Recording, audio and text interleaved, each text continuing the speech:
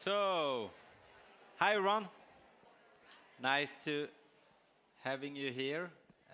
Sorry for the slight delay. There were some technical problems, but now we have solved it. A warm welcome to this starting ceremony. It is our second starting ceremony, by the way, because we had the first starting ceremony yesterday together with Vitalis. My name is Axel Wolf, and I am the Center Director for GCPCC and the co-chair for this conference together with... I'm Joachim Olin, professor at University of Gothenburg and former Center Director of the GCPCC. And we really want to welcome you all to this first ever global conference in person-centered care here in sunny Gothenburg. I don't know if the sunshine is good or bad for a conference, I don't know, but I hope you can enjoy both of them. You are at the Swedish Exhibition and Conference Center here in the middle of Gothenburg, which we're very happy to have, because this is one of the largest venues in Sweden. And like I said, we had the first starting ceremony. Maybe it was the test for the real starting ceremony, which is today, which we had together with Vitalis, which is the Nordic biggest e-health conference and exhibition. And we do this together. And that also shows how important it is when we talk about knowledges, with an S, as you see. No, you don't see that now. And innovation. That we have different perspectives and different knowledges when we want to innovate. And that was really interesting to have the ceremony yesterday together with Vitalis. As I may have mentioned, I am the current director, and Joachim is the former director of GCPCC. And GCPCC is the Sweden's National Research Center for Person-Centered Care. And we were inaugurated in 2010 by the National Strategic Research Initiative, showing the need for research in person-centered health care. And since then, our vision has been to strengthen the efficiency of healthcare for person-centered care. Should I be scared now, or? Yeah. This always happens. It's the white balance in my skin, but anyhow. And as you can see here, we were established 14 years ago as a national center. And we have been through 4 major external evaluations looking at our center. And we have over 150 researchers, and also more if we include also, of course, patient and public representatives, clinicians, so on and so forth. And what makes us, what I believe, very unique in that setting is that we try to involve as many as possible. So we have at the university all the faculties involved, so all the professions in both arts and sciences, in order to understand more about the concept of person-centered care and its efficiency in the healthcare system. You want to say anything about that? Well, that's fine. Yeah. Yeah. Right. So, well, maybe I could say again that a very warm welcome. And we're very excited, of course, and honored for all of you coming here and having you. And hope we will have some light too. And so, the University of Gothenburg is a quite old university, run by the state, and one of the largest and broadest higher education institutions in the country, and world-leading research and education. Actually, more than 53,000 students, almost 7,000 employees, 8 faculties spanning from humanities, social science to health and medicine. And an increasing international collaboration and several exchange programs. So our university has taken important steps towards being a university in collaboration with the world. And then, can take the next year, Gothenburg as a geographical region, known for its coastal location with a harbor of importance, probably for thousands of years. So people in Gothenburg have a rich history, featured by influences from various cultures and backgrounds. And with the harbour, Gothenburg has been a place for people to both immigrate and immigrate, and both of these migration types. And as a result, a home for a diverse population, contributing to its vibrant and dynamic atmosphere. And the rock carvings you see here can be found north of Gothenburg and reflect the ancient history. But today, the city has evolved into a multicultural and multi-religious hub, reflecting resilience and adaptability of its residents, but also controversies. And like many other cities, we have facing issues of segregation and inequity.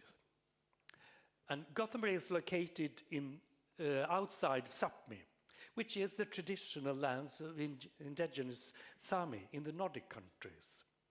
And as we meet today and learn and discuss and share knowledge and experience about person-centered care, we hope we will do so in ways to honor and respect the various voices and stories shaping our community.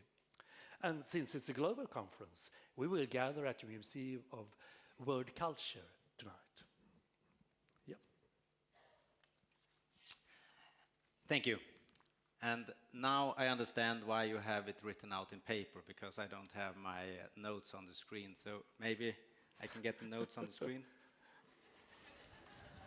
That's a good thing, because I can hide here under the din. I think I have something here as a support, if you like to.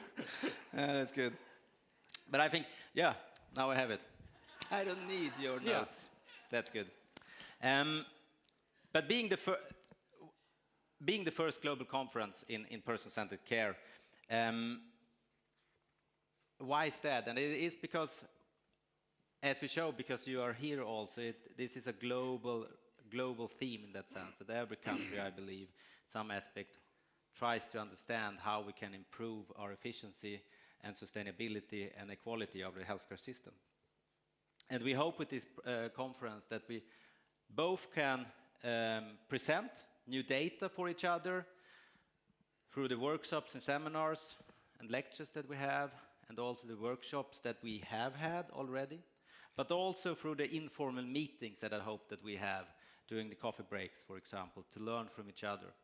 And in that sense, it's also very important to note that because we have two dual conferences, so we and Vitalis, you're more than welcome to mingle and to go down to the exhibition and also use the lectures and the presentation that you find online if you find any of their program interesting, and also maybe take with you some of the delegates from Vitalis, so we have a good blend in that. Do you like to say anything more about that? Yeah, keep an eye on that.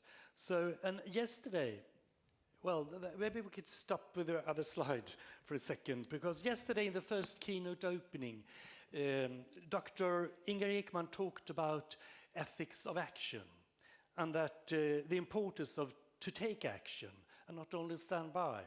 And the other keynote, Dr. Eric Sutherland said that hope comes from action. And as a continuation from that, with the words of T.S. Lewis, our conference theme focus on knowledge in plural, as Axel already mentioned. So then maybe we could ask, where is the life we've lost in living? And where is the wisdom we've lost in knowledge? And where is the knowledge we've lost in information? So let's explore and learn together to build a community of wisdom. And now, let's welcome Maria Johansson Josefsson, and we can have a next slide. Thank you.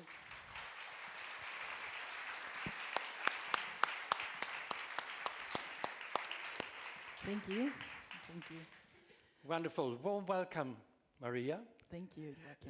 Maria Johansson Josefsson is a singer, actress, and composer in several genres and styles, and also university lectured in music at Örebro University in Sweden. Yes. And you have worked as a soloist in several theaters in Sweden and toured internationally, Europe, Northern America, Asia. And the floor is yours, and please help me and welcome Maria. Thank you. Thank you. I thought for this conference it needed something special. And because Joachim told us about Sápmi, you might feel the reference from Sápmi in the first song that I will do for you, because it's a folkloristic way of singing. I think that a way in our lives is to be doing something with our voice. We take vote, we take stand with our voices, and that's what I work with. I work with voices. I work teaching sign translators, for sign language. I teach them the voice, how to work with the voices, to give voice for people that haven't the common voice. They use the signs instead. And I also teach singers, and I teach actors in singing and speaking. But also I like to do it myself, and that's what is my research. I research how to develop so much voice as possible, I think. So you will hear me now in the first tune, and I also will continue with another song later on. So.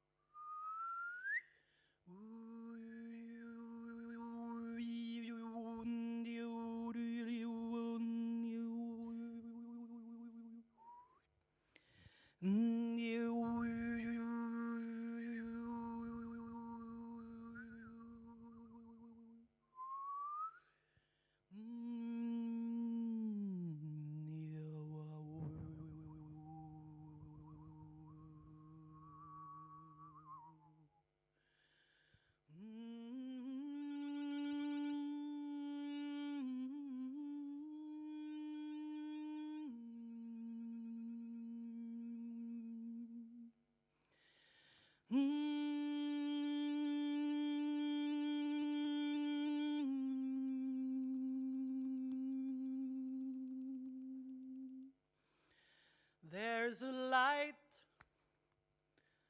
a certain kind of light that never shone on me. Oh, how I would like my life to be lived with you, lived with you. There's a way, everybody say, to do each and everything. But what good does it bring if I ain't got you?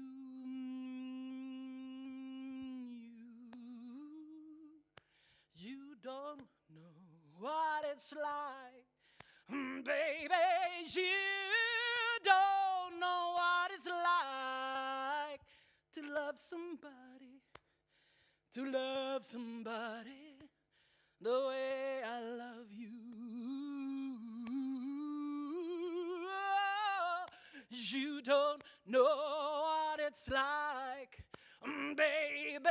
You don't know what it's like to love somebody, to love somebody the way I love you. In my brain, oh, oh, oh, I see your face again. I see it in my frame of mind. But how can I be so blind? Yes, I'll be so blind. Oh, I'm a woman. Yes, you can see that I am. I live my life for you. But what good does it do if I ain't got you? Ain't got you. You don't know what it's like, baby. You don't know what it's like to love somebody, to love somebody the way that I love you. Yeah, you don't know what it's like. I say you don't know what it's like to love somebody the way I love you.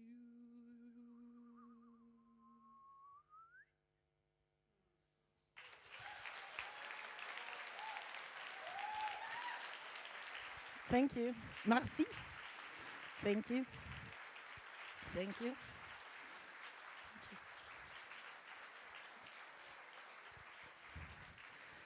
As you were told, I have been singing quite much abroad, and when I was in Afghanistan, I've been to Afghanistan 3 times, and singing there for the United Nations and being a culture personality there.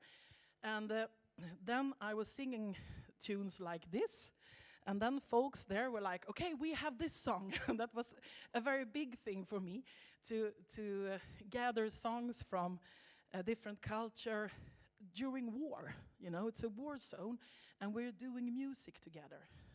And if that's not to be a participant or to be in some sort of center, I'm not sure, but I think that the culture could be some way, a big way or a good way for getting into the personal-centered caring care. So I will sing a song for you that was made by me for a play in Stockholm. And in this play, music were the thing that could help people to get out. Also, some sort of magic was a way to get out, because the theme was how Buster Keaton was treated in his family. But it was actually about modern people, but we put it there so young people could come and see this show. And Buster Keaton, he was good in doing his tricks, his slapsticks, because his father was very aggressive with him and abusing him when he was a child. So he used his son for all these kind of different things in the circus. So therefore he got very smooth in his body to not get so hurt. And his father was also very angry and stuff like that. But you could find out on internet, easy googling. But this play was about how people around could be important for this person in the center. And my work was to be Houdini, the outbreaker, and help the children in the Keaton family to get away. And they got away with mysterious things that Houdini could do for them, but also with music. And now I will share a song, and then I will leave the word to the next person. But this is a song that I would like to share from Buster Keaton.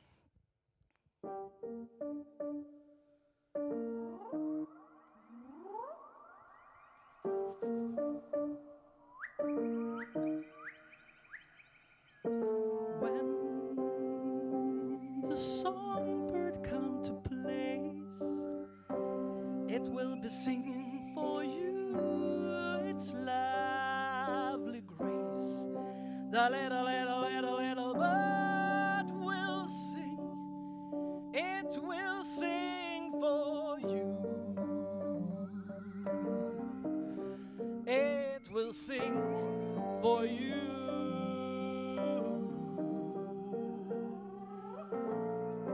Then, like the lullaby from sea, it will be singing for you about its sweet mystery. So softly, soft, the shell will unfold for you.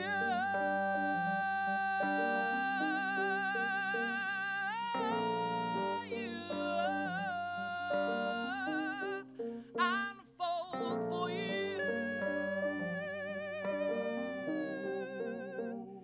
For you.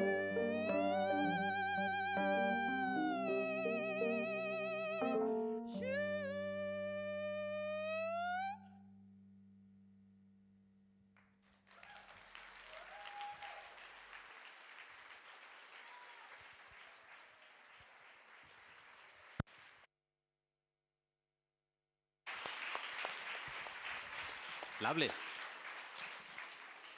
Lovely. Thank you so much, Maria. And we are very glad to see that if you look at the flags are gone. Anyhow, we don't have any luck with technology today. We have gathered participants from over 29 countries. We're very, very glad for that, because it shows that this is really, truly topic both regarding research but also regarding implementation and practice that really, really is needed and that many of you are doing. And we are honored, of course, for all the contributions by keynote speakers, prominent international scholars who will give keynotes during the conference. I can take next. And for all the contributions in terms of abstracts that will be manifested in workshops, panels, orals, and poster presentations during these days. And these cover quite a wide range of themes as related to person-centered care. And the conference also, the next, includes 3 interrelated sessions taking a step towards state of the science in person-centered care tomorrow afternoon. And now, our conference organizing manager, Dr. Ida Björkman, will continue and tell us more about the program.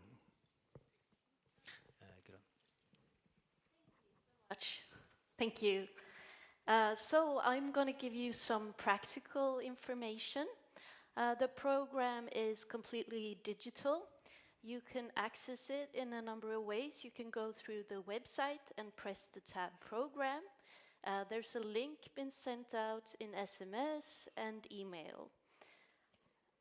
But if you would take this route, you can find the detailed program there. There's also an abstract book if you would like to review that. And that will take you here. You can explore the different tracks if you want to, but you can also press schedule to get this view.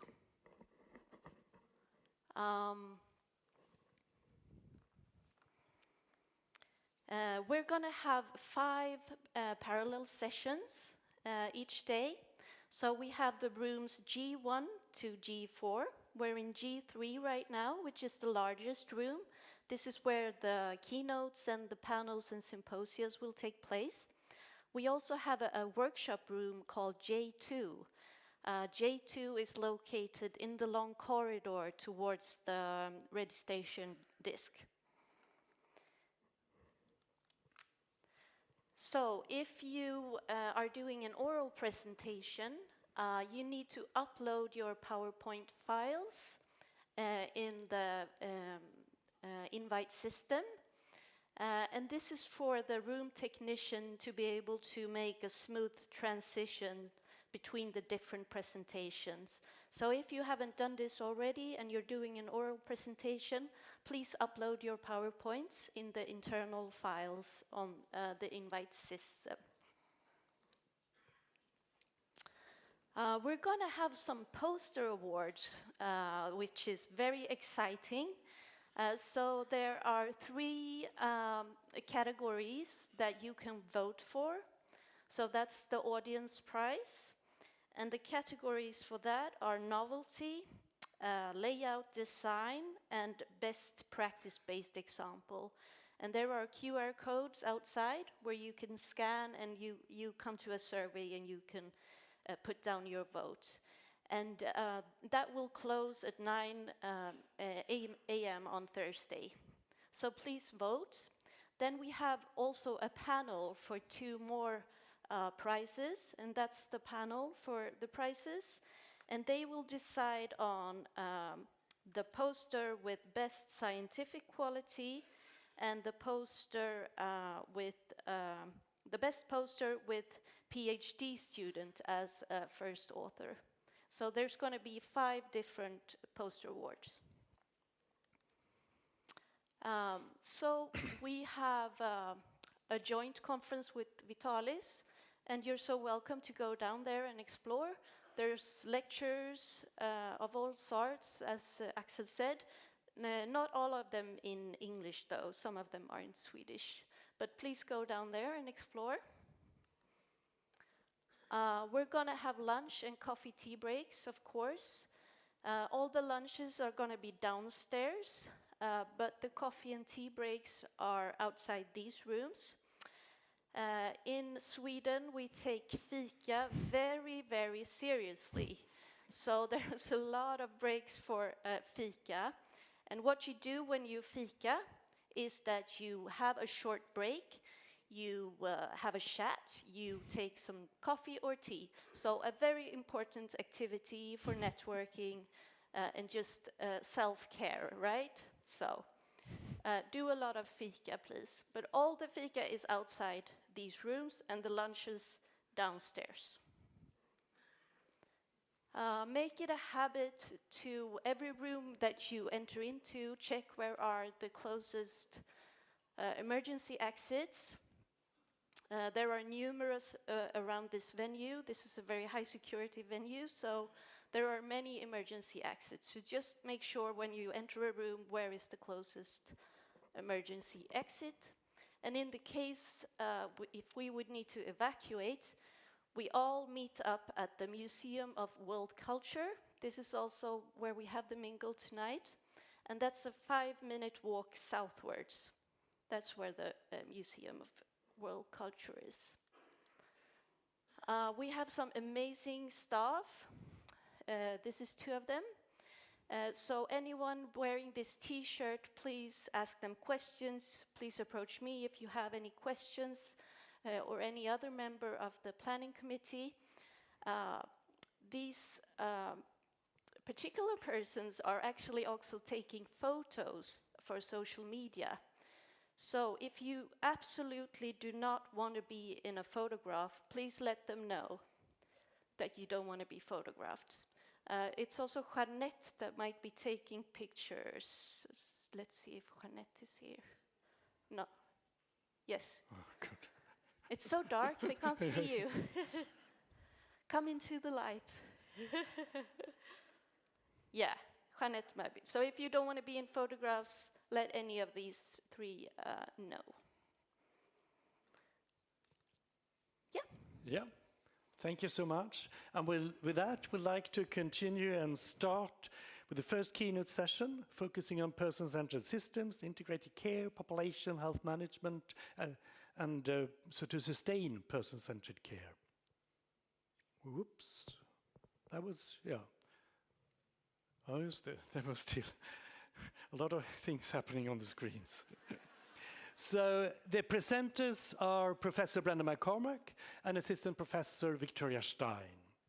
And please welcome Brendan McCormack.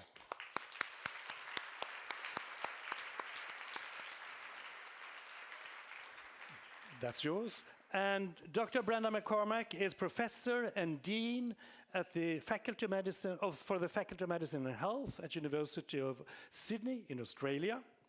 And he has a range of awards and recognitions, including being Fellow of the American Academy of Nursing. And his research focuses on development and person-centered care cultures, practices, processes, and he has special expertise that's related to geriatric and dementia care.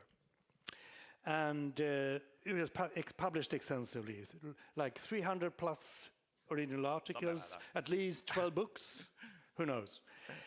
And I don't even know. now, he will talk about a whole systems approach to the development of person-centered services. The floor is yours. Thanks, Joachim.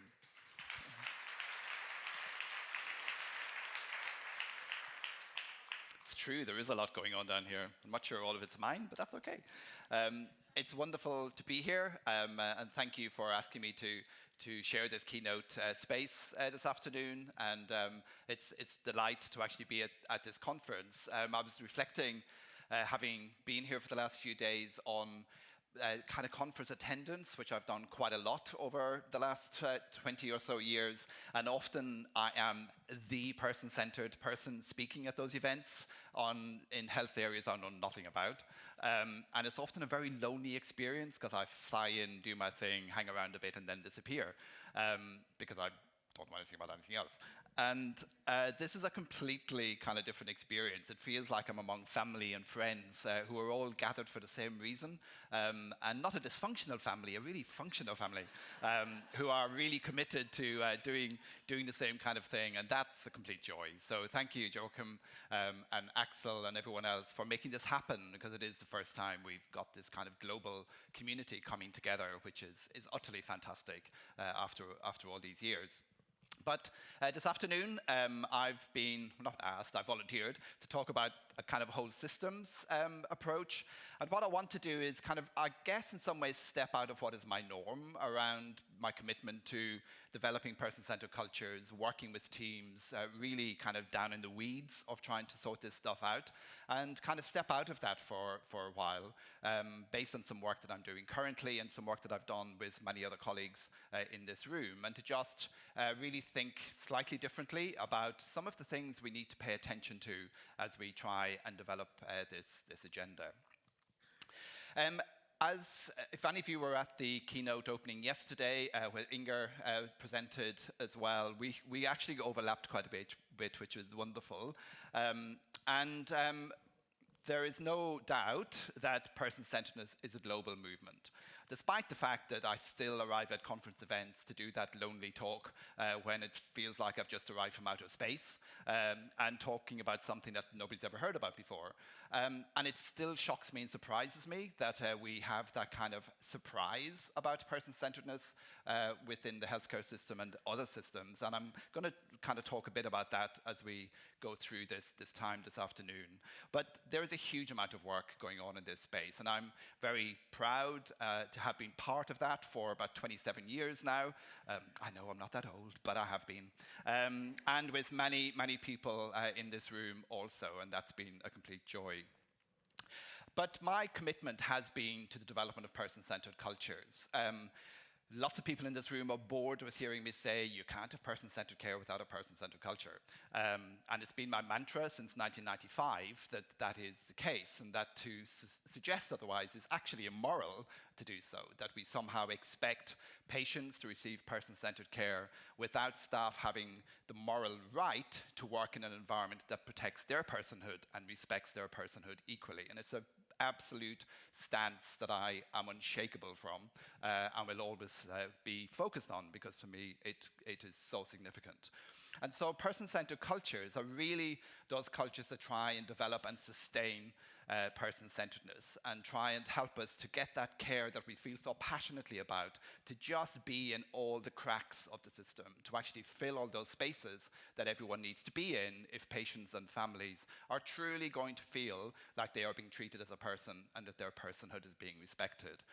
And I just want to just make a note, because I'll come back to it at the end, of this book called Be More Pirate. Because I was introduced to Sam Conniff-Hernandez's work some years ago, and it was so enlightening for me, because I suddenly thought, oh my God, I have been that pirate. and actually feel like a pirate, just slightly disruptive, not quite fitting, having to kind of always be at the edges, always trying to kind of fight for the space and for the voice. And of course also being slightly disruptive. One of my favorite quotes from this book is, there's only one thing more stupid than stupid rules, and that's the people who follow them. That's a kind of a mantra I've lived by most of my career, which has got me into serious trouble on various occasions. And you kind of brush it off and go about. And the point of emphasizing that is that when we talk about culture change, we are talking about being disruptive. You cannot do culture change without creating disruption.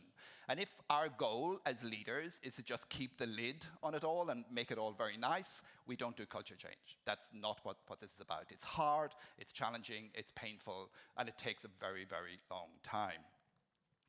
But I have been part of this work through the lens of the person-centered practice framework with my dear colleague and friend, Professor Tanya McCants. And we've been partners in this crime for 25 years now, and have evolved with this framework as it has evolved over those 20-odd years, and have been engaged in a huge amount of work globally, and feel very privileged to have had the chance to work around the world using this framework as our approach. And again, the framework, I'm not going to go into it in any depth at all, but essentially is a whole systems approach to person-centeredness. And that has been our goal the whole way through, that when we talk about person-centered care, which people refer to as the petals of the flower, that is locked within this complex system, these complex systems that control how that operates, how that looks. And we have to really chip away at those layers to try and get to where the person-centered care is really happening. And fundamentally, that's what this framework is about. I recently was my partner in an ED in Sydney recently, and the nurse was absolutely fantastic, Irish, funnily enough. He came to take over from the previous nurse, who wasn't quite so fantastic, but that was okay. And he was sitting there, and he kept looking at me, and he going, "I know you." And I'm thinking, "No, you don't." Then he would come back, and he would go, "I know you." And I'm going, "No, you don't." And this went on and on. And then he was from Northern Ireland, had studied at Ulster University, where Tanya is, and I used to work. And then he came back, and he went, "You're that flower guy, aren't you?" And and I went, "Yeah, I'm the flower guy." And so the flower becomes, and I thought, well, if nothing else is stuck from his 3 years of graduate education, I'm the flower guy. And actually, he remembers it. So that was a good thing. So this has been our focus for all that time. And recently, through a variety of requests, actually, we put together a review, partly driven by the Research Excellence Framework in the UK, where we're asked to kind of identify what's the impact of our research in order to get more funding. And I was heavily involved in that before moving to Australia a few years ago, and Tanya equally. And what we were able to show through that work was the kind of impact that we've had over that 27 years in relation to trying to bring about person-centeredness, trying to create better cultures, all of that kind of work. And on one level, you can kind of go, great, we can just stop now. And on other level, we go, why then is it still as bad as it is? Why is it that we still have things happening that we know are happening? Even in the last 2 days here, everyone volunteers stories of how awful experience of care is. I can tell my own, everyone can tell. And why is it that it is so hard to achieve what people often think are so simple when they're absolutely not simple, but it just should be happening. And Tanya and I reflect on that a lot, and sometimes when we're feeling pretty down and fed up, we go, you know what, let's just walk away. And then we go, I'm bloody well not going to do that. It's just not going to happen, because there are many wonderful colleagues in this room we still connect with who are still passionate and committed about making that difference. And that's what makes us keep going. So why is it that this is so hard? We, again, for a recent symposium that we were speaking at with the person-centered practice community of practice, identified a range of reasons why it is that person-centered care, person-centered cultures are so hard to achieve and even harder to sustain within our healthcare systems. And this is a week's worth of talks, and I promise you I'm not going to do that, because I'm just going to focus on this one, which is, One of the reflections I've had about my own work is that whilst I have had the opportunity to influence at the more macro level, and have always worked at that meso-organizational level, actually there is not that much work happening in that space. There's a lot of rhetoric, there's a lot of espoused values by governments, by strategists, by decision makers, by policy makers, but actually when you look at what's happening in terms of real work, it's very thin on the ground. And I believe really strongly that we have to lift our gaze and really get into that macro context now. And moving to Australia has really provided me with an opportunity to do that.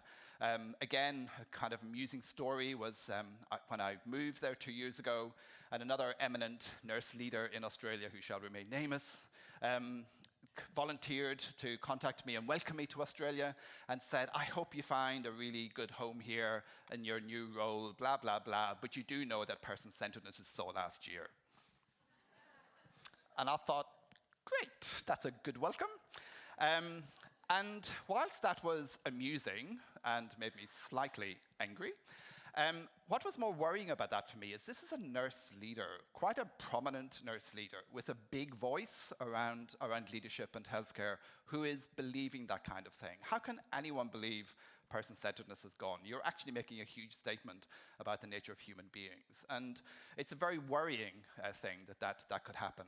But all it's done is give me even more zeal to kind of say, I will show you that person-centredness is not last year and is still alive and present in everything that we're about. So what I want to do is to firstly talk about one macro level area of work that I'm engaged in, and then a meso level. This by no means captures the complexity of the work that has to be done in that space around strategy, around policy, around how we shift the thinking of decision makers about what it is that we are about when we're trying to do this work. And it in any way kind of captures the complexity of what's going on in organizations. And we've had 2 days together in the pre-conference workshop exploring that and just exposed really just how complex it all is. But it just gives some insights, I think, into where I think we need to be pushing some of this lens and shifting our gaze upwardly to try and create more impact. So I, again, this was an editorial I published a couple of years ago, really kind of have been pushing even more strongly that we have got to really address this issue of culture, really address this issue of structures and processes and systems right across the healthcare environment if we are going to get a sustainable person-centered model of care. And in that context, when I moved to Australia 2 years ago, this week, I was literally through the door of the university when I was contacted by a team at the Sydney Policy Lab. And the Sydney Policy Lab is an academic policy unit based at the university who had got a lot of funding to do work around care. And the background to that is that following COVID and the pandemic, but we've known this for a very long time, care work in society is very undervalued. Care is just low value, low paid, just something that happens, and that transcends all of the professions as well. It's why nursing is often so difficult to traverse, because it's firstly seen as women's work and secondly seen about care. Care is low value, it doesn't attract a lot of dollars, and therefore it's problematic. And so the Sydney Policy Lab wanted to kind of take this message on. They got the funding and thought, how do we do this? And then I walked into the university and they went, yeah, you can be the leader of this project, and here's the money. And I put this poem up because it kind of reflects some of the bases of what this project was about. This is a poem written by Michael Gilray, who is a participant in one part of this work, who was a coal miner. The coal mines shut down in the part of New South Wales where he lived, and he became a care worker.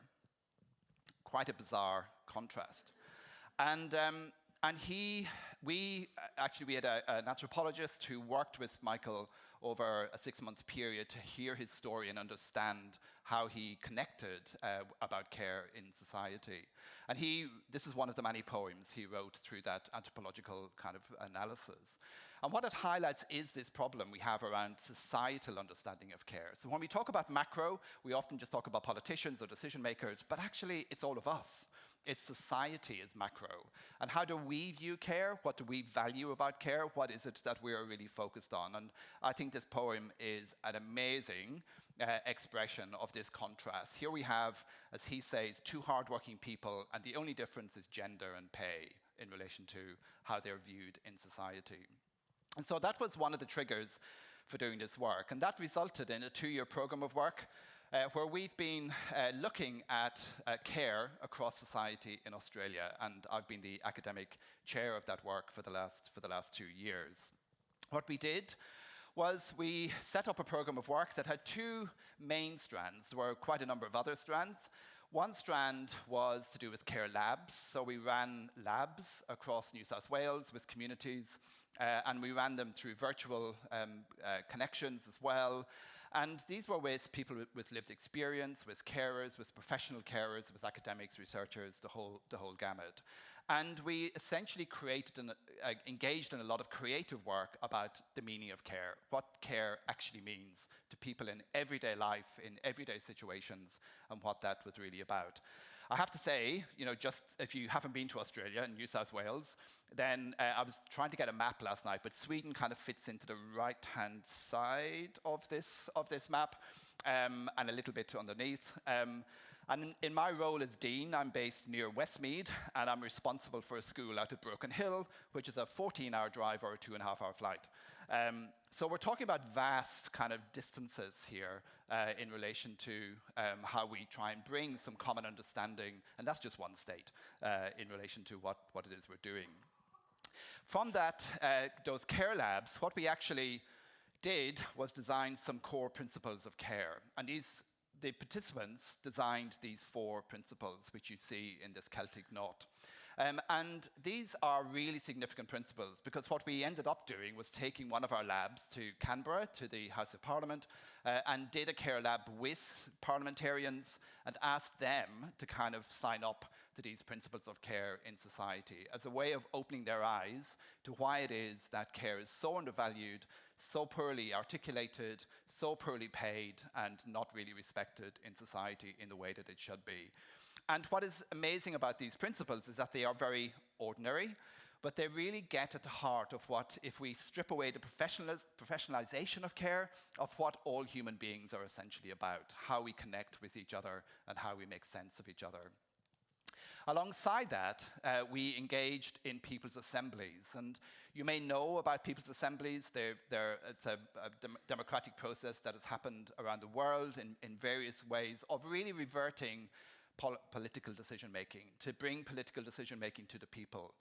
And we ran 2 people's assemblies, one in Broken Hill with a predominantly Aboriginal and Torres Strait Islander community, and one in Westmead with a predominantly Indian community, where that's one of the biggest Indian communities in Australia, based in Westmead, just outside Sydney. And we ran these assemblies, which again were around helping local people who have a shared interest in their community, in what community means for them, to actually decide on how they want care to happen in their communities. Rather than being told by politicians, here's yet another initiative, here's yet another app that you have to try and get app, but actually what do we want as people to actually really make us feel that we're being cared for? And what is really interesting about this is that they use the language of person-centredness, not us. So when we say that this is something that's gone or people don't understand it, people do have a core understanding of what it means to be a person, of what it means to feel cared for as a person. But they also, excuse my language, recognize the bullshit. They recognize when actually it's just false. It's not really focused on them, it's a pretense. And that was really revealing in this work, and we really kind of got I think, inside and underneath what are some of the challenges and the issues that populations who are living in very complex situations feel in relation to how society looks after them. And alongside all of this, we were having a conversation in a workshop about the economic analysis of some of this work. And we worked with a group called Impact Economics, which is a small group of, it's an economic analysis unit based out of Melbourne.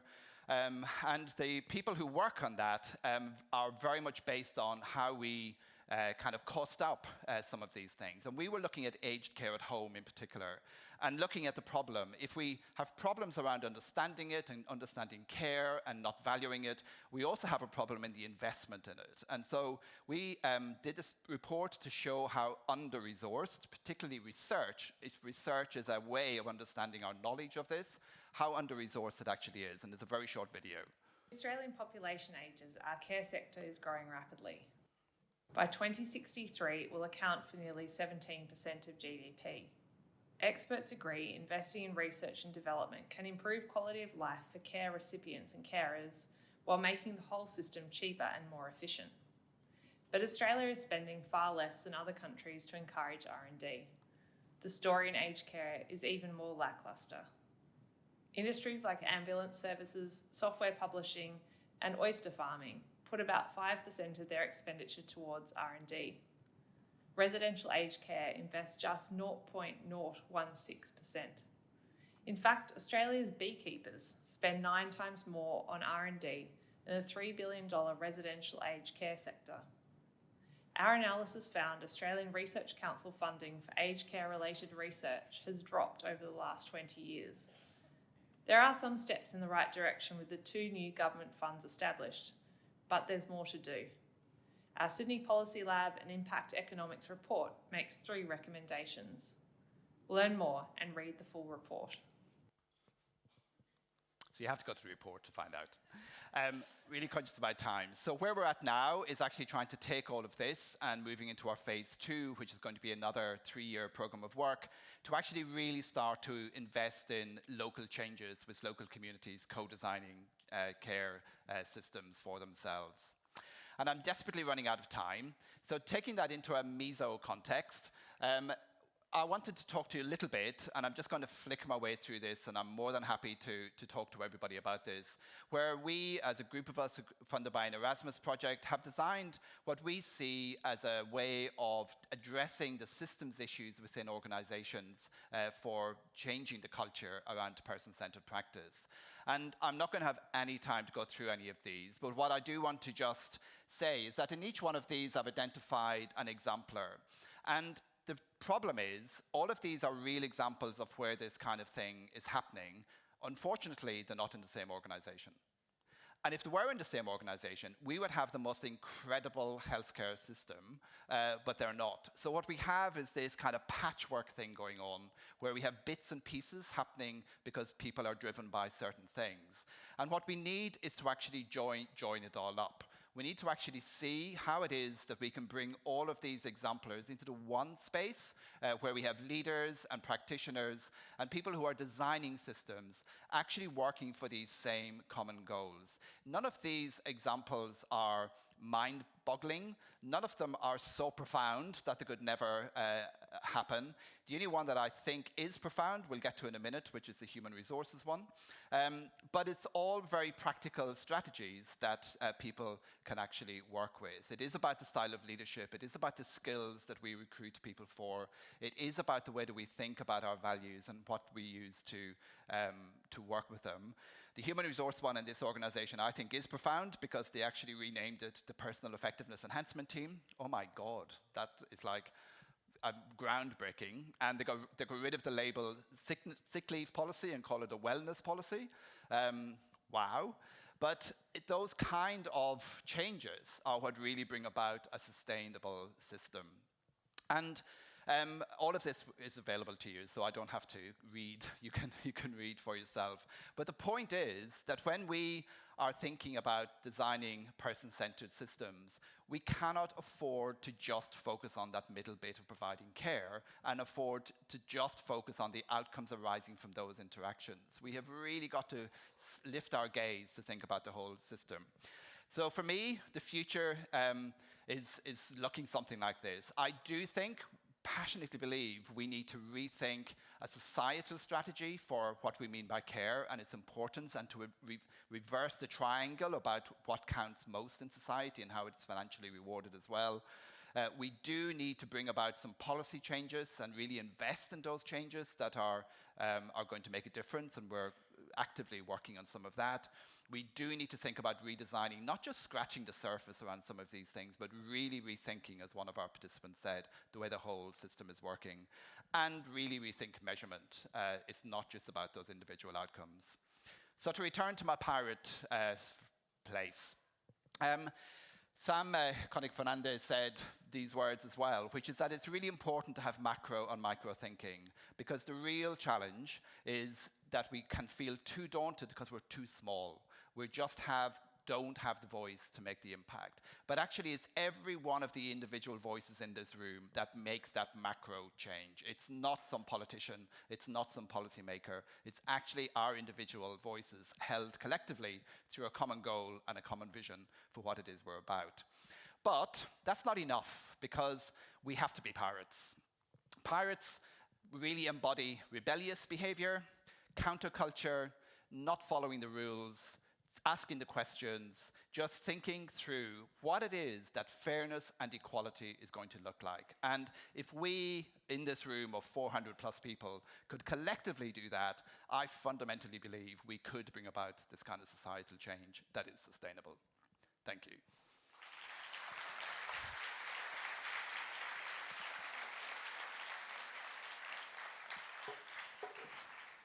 So thank you, and what a lovely introduction to our keynotes. And our plan was that I will ask Dr. Viktoria Stein to come up the scene, and we take questions later on, so we can have a discussion. Yes, perfect. And as such, warm welcome, maybe for the next pirate, maybe, yeah. Dr. Viktoria Stein, it's a pleasure to have you here. You're assistant professor at the University of Leiden Medical Center in the Netherlands, and also a joint editor-in-chief of the International Journal of Integrated Care. And as such, you are an expert in the field, and you're often seen talking about integrated care design and implementation at the World Bank and the World Health Organization and the European Commission. And you will talk us through, not Brendan's presentation again, you will talk about integrated care, population health, management, and person-centredness, reflections and experience from around the world. Nice to have you here. Thank you very much.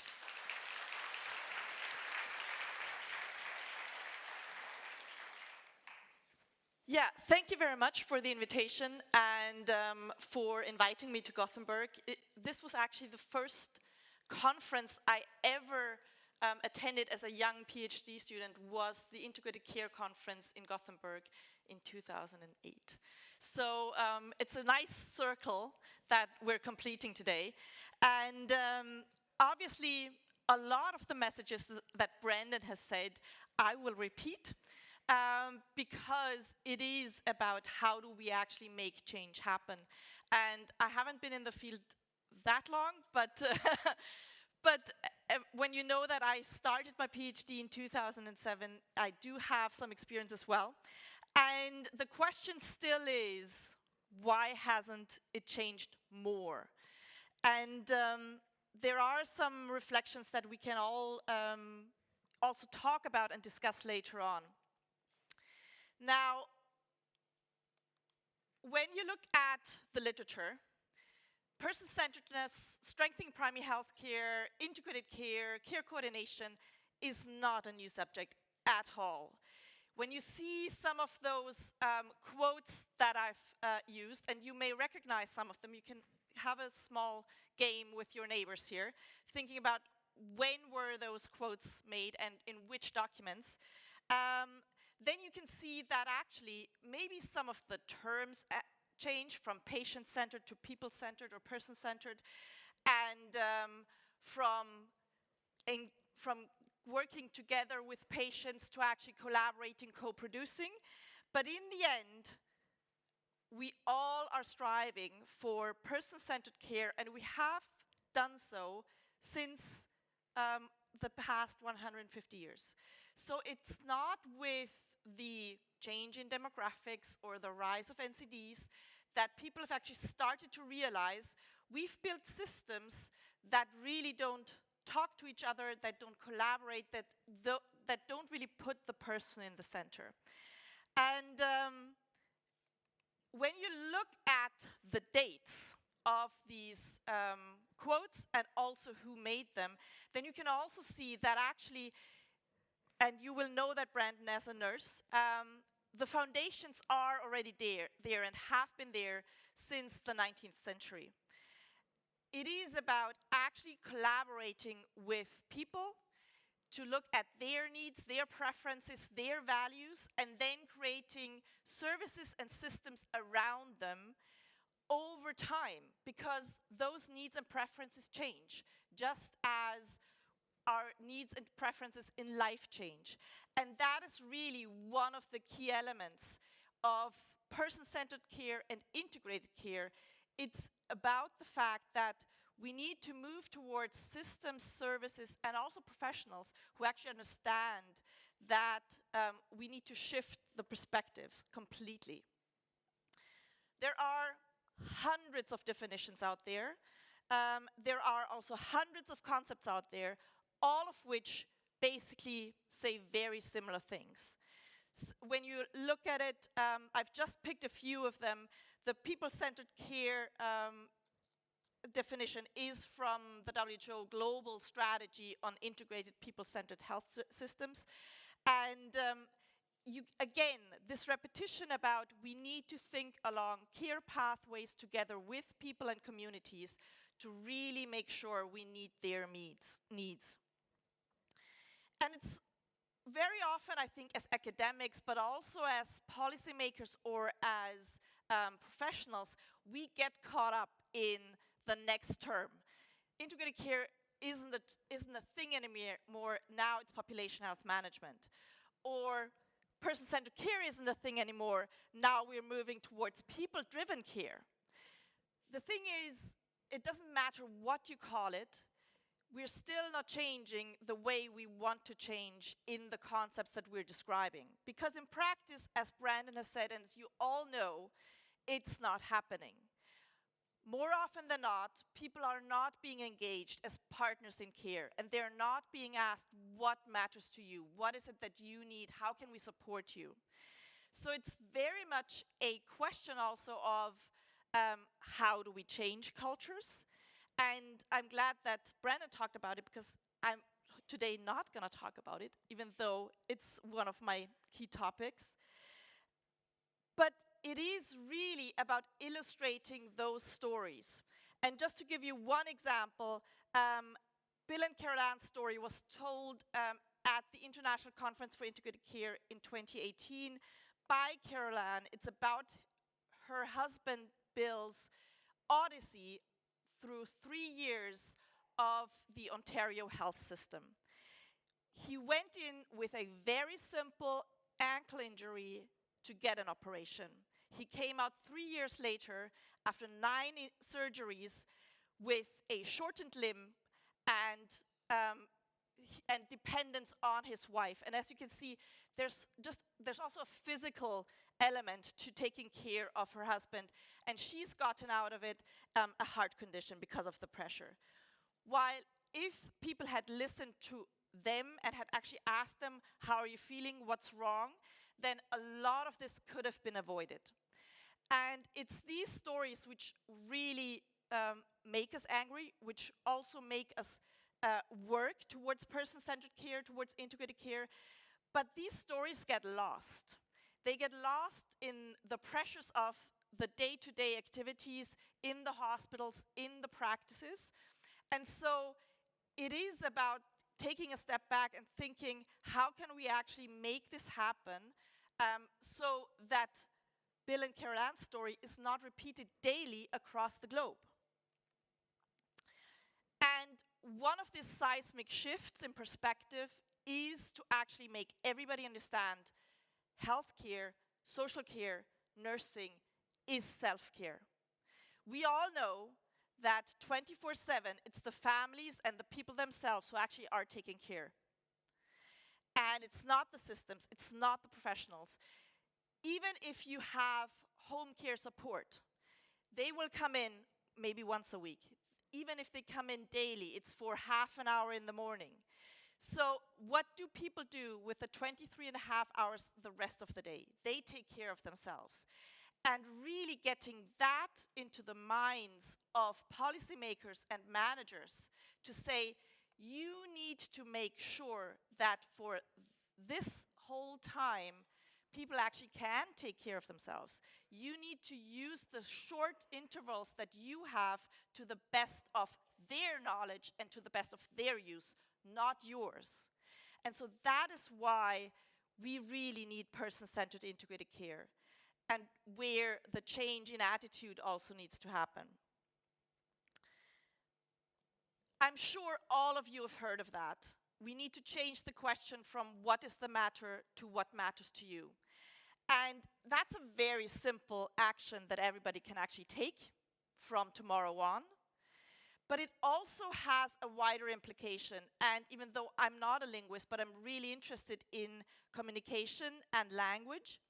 And so just changing the question really changes the outcomes, because it changes the perspective. You're not about what's the problem, what can we fix. It's about what are your aims, what are your goals, what are your objectives. And that really changes also the way how we can get people more engaged in their own care, and making people understand, if you want to go out shopping with your grandchild, these are the things that can help you in achieving that goal. Instead of saying, you're overweight, you're old, go and do some physical therapy. That's not going to motivate anyone. As Brendan said as well, this needs to happen actually on all levels of the system. And we have examples of all of those initiatives, of those different approaches happening, but again, in various different systems, in various different organizations.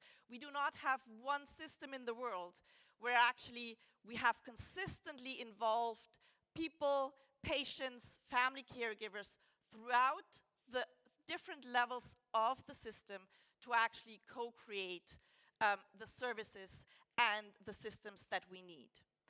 And so while it's really nice that, for example, in Germany, in the highest decision-making body, the Joint Advisory Committee, which takes all of the decisions about financing, about service delivery in the German system, you have patient representatives as one of the compulsory groups for all of those decisions.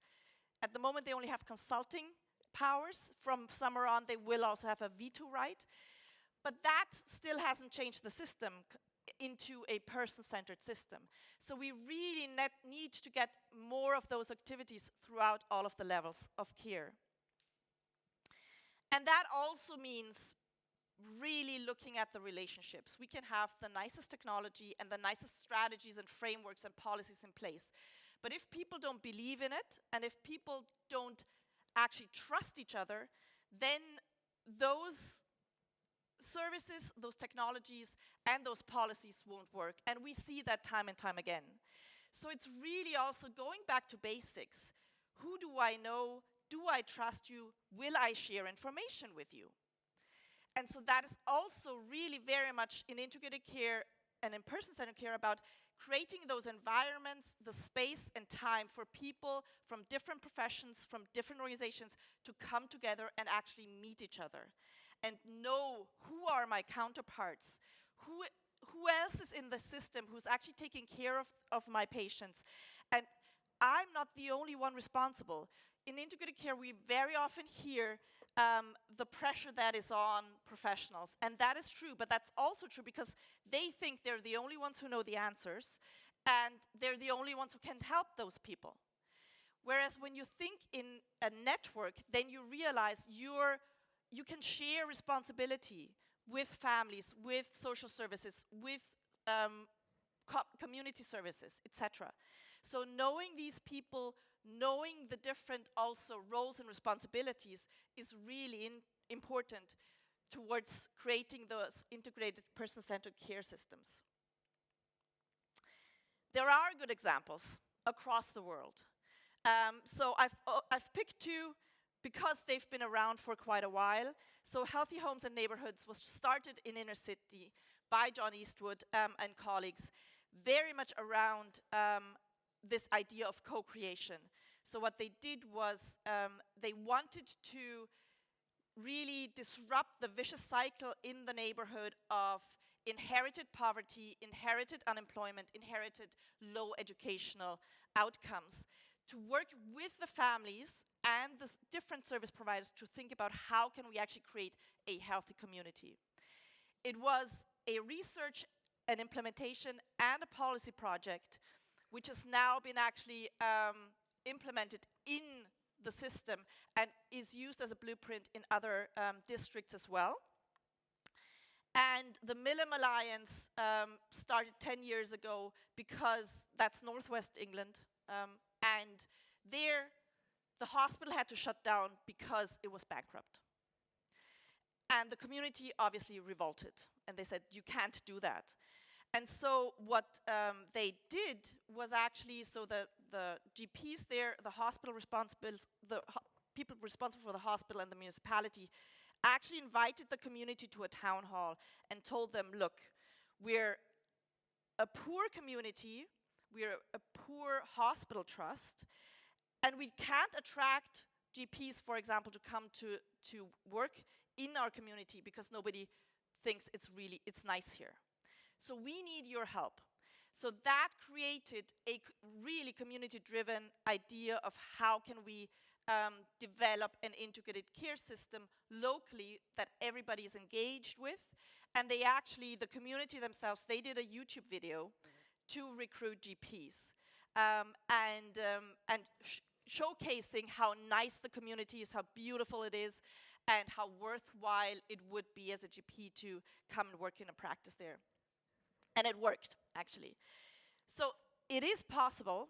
It is also possible by using evaluation, research, and implementation to influence policy, because both of these examples have had a national impact in their aftermath. But they started out in a fragmented system, and they're still working in fragmented systems. So it's also really about creating this idea that we need to change now in the current system. This is just an example for those of you who are enthusiastic about digital health, because I'm not. But there are obviously a lot of applications that can support person-centered care in the digital health field. And the biggest quest and question still is, how do we get people to change? That's the one question we need to answer. And one of these answers is to actually involve people with lived experience, patients, family caregivers in all of our organizations and teams and systems, and acknowledging their roles. This is part, and I'll show it on the last slide, of a longer research project that I did with colleagues around citizen leadership. And together with citizen leaders, one of them is actually from Sweden, Eskil Dexel, who is from Karolinska Institute. They defined for themselves what different roles have I actually taken or have we taken. But one of the key learnings that we as researchers had was they're about 50-50. Some of them said, I hate the term citizen, I hate the term leader, I am a patient or I'm a mom. And that's it. And then the other 50% were like, oh, wow, that's true. I'm actually a leader. That's a really cool thing for me. And I will use that going forward. So again, going back and really acknowledging what role do you want to take and how do you want to be called. Also as recognizing what kind of role do you want to give yourself. And the other element that I'm adamant about is that we need to change our education and training systems. We are excellent at the technical competencies. We're excellent at teaching people the knowledge and the skills. How do you operate? How do you take care of wounds, etc. That's something that is directly learnable and trainable. But what we're absolutely crap about are the attitudes, the values, because that's something that we perceive. It's influenced by our cultural background, it's influenced by our organizations, it's influenced by our experiences. So each and every one of you influences others, how they approach people, how they collaborate, or how they maybe also disrespect someone. And that's something that's really important also to realize, also for those of you who are teachers. Two weeks ago, I've actually taught at the Medical University of Vienna for the first time in almost 10 years. And it was an elective. It was about gender, physical activity, and my topic was social capital. And I asked the medical students about what did they know of social determinants of health, what did they know about person-centered care, and they had never heard about it. And you could see that they really didn't grasp the idea of, well, actually, you need to talk to your patients, you need to see them as partners, you need to actually collaborate. So when we're teaching medical students still that they're the only ones who know all the answers, then you know how the health system is going to look like in 20, 30 years. And that's really important. We need to teach differently, and we need to, as seniors, as professionals, really also take account of the way I behave will be replicated by our junior professionals and colleagues. So it is about relationships, it's about communication, but it's also importantly about recognizing that whether it's integrated care, person-centered care, it's about actually sharing power, sharing accountability, and really giving something up. And again, that's not something that comes easy to many people. But if we don't get towards this shared accountability and this shared decision-making, then we will never be able to actually have a person-centered integrated system. I love this quote from WHO Western Pacific region from 2007. Back then, they had a framework on people-centered services. And this idea of we need to recognize that it's not patients and professionals, it's actually people.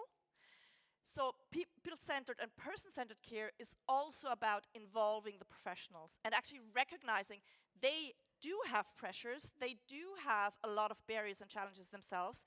So we really need to involve both those groups to actually move towards person-centered integrated care.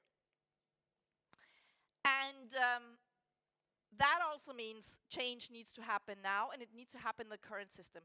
I don't know how often I've heard, well, but we can't do that because we're not allowed, we don't have the money, etc. All change happens in the current system with no money, with no resources, and sometimes more or less illegally. I love the example from Catalonia where they started integrating their healthcare system and realized very soon if we want to tackle NCDs, then we need to also involve the social services.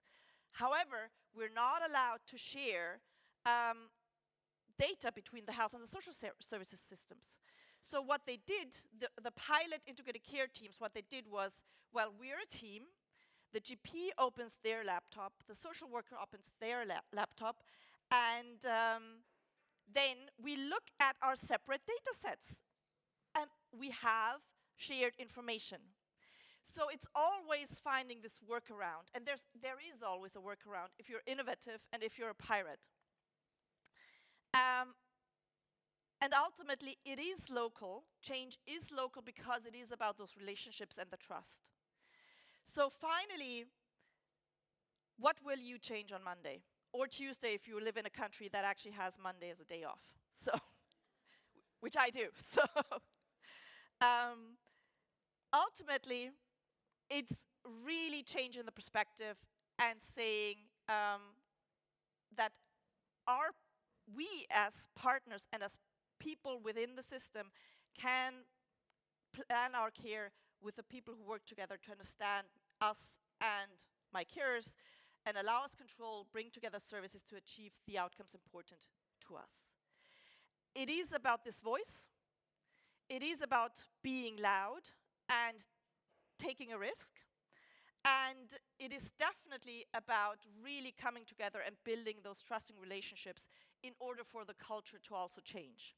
So with that, I thank you very much, and I want to acknowledge my colleagues and this research which informed a lot of the thinking around co-creating integrated care.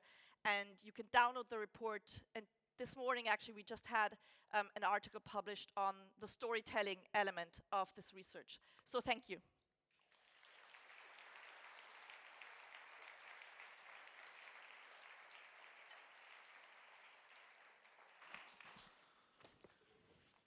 Should we sit in the garden? Yeah, let's do so.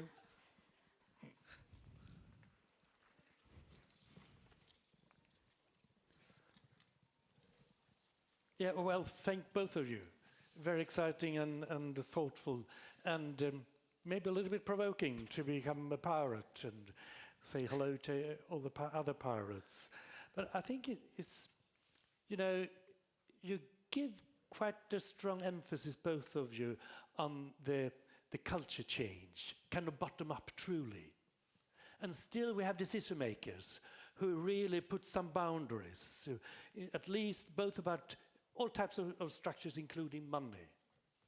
And that usually also plays and are of importance. And how could we have feedbacks so that the culture change could change also policy and high-level decisions? And yeah, can I say a little bit more about that? So it won't be too glamorous about what's possible to achieve. Okay. I guess, I mean, I totally agree. It's, and again, at a kind of macro level, I think it's equally wrong to assume people to create culture change that's sustainable if the macro context is not supportive of that and is not making the kind of changes that you've been talking about to really kind of see policymakers shifting some of that system. But I guess the issue for me is, do we just sit and wait? Do we just sit and wait and keep chucking data at them, keep chucking evidence that just doesn't land? Or do we take action? Do we actually bring about living examples of where people are taking more control over decision making and are using that as the way of influencing? And I believe really strongly that that's the way to do it.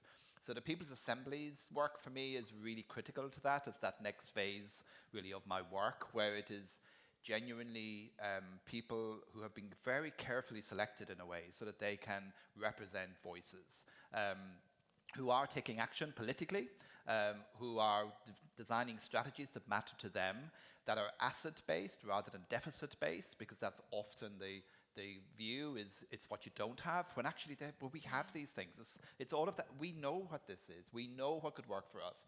For example, in Broken Hill, the change that is happening from that People Assembly is one of the things that, so Broken Hill has terrible employment problems, particularly for medical and nursing and healthcare people.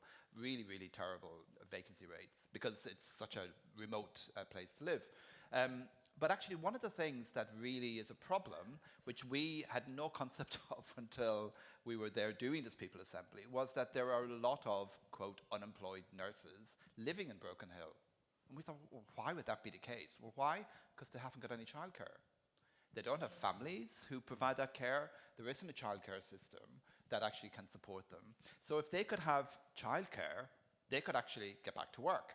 And equally, some of the older nurses who are carers for elderly parents, they could get back to work with a very simple intervention. And actually, there is now an NGO working with that local community, particularly with Aboriginal families, to create that kind of self-driven care system, which actually then gets all those practitioners back to work. And we took that to the Parliament and said, here you go. Like, here is a solution to all of this mountain of policy work that's going on in Australia to recruit. Here is a solution, and we took that to the Care Lab, and you need to fund it. And they went, yeah, you know, that is possible.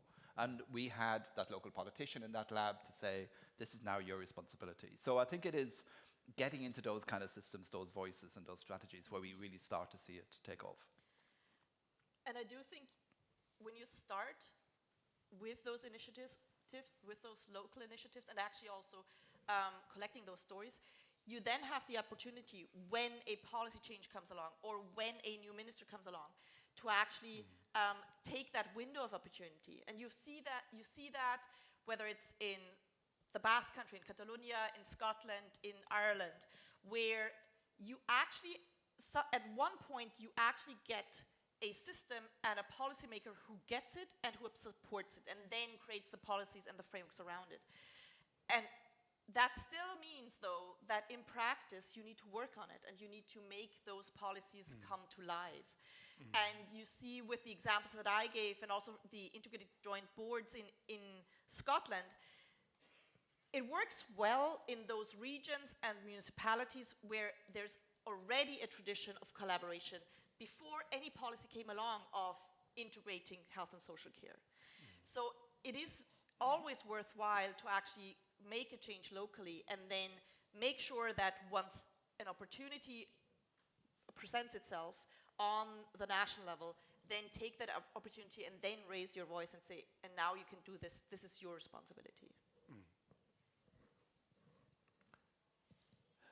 Yeah, you mentioned the iceberg model. Yes. So maybe this isn't a comment, so maybe or questions, maybe I'm rude, but I think that is very important. And maybe the iceberg model needs to be also learned, related to education, but for policymakers and decision makers, so that the guidelines and policies also includes the levels of values, attitudes, the stance. Absolutely. Yeah. I'm really surprised. I mean, McClelland wrote that in 1967.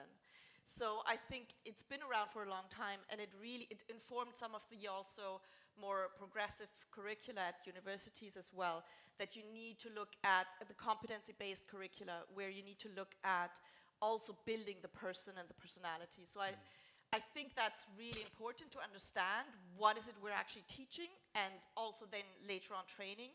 And at the same time, I didn't show that today, but there's also Bloom's taxonomy of learning. So also thinking about, okay, how do people change? They change by learning, and how do we get them to learn? It's being enthusiastic, being engaged, actually implementing something. And so I think that's another really important concept that we should teach everywhere, everyone. Yeah. We could continue to discuss for a long time, but the conference has almost only started. So Perfect. And maybe you remember that Ida said fika is very, very important, so we need to keep time. But you have to wait another session before the fika comes. Oh, sorry. Jesus, I really need to read my notes. But we are so happy and thoughtful, thankful for the introduction of this continuation of the opening you've given. So this is a symbol of our Thank you very much. Thanks. Thank you. Thanks so much, Joachim. You're welcome.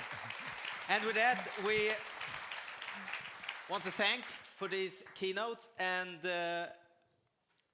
one more time, welcome to Gothenburg and to the first global conference in person-centered care. And like we heard here, we have over 400 plus pirates then that needs to mingle. So please, thank you. Thanks. Thank you. Thank you. Lovely to meet you. Yes, really great. good.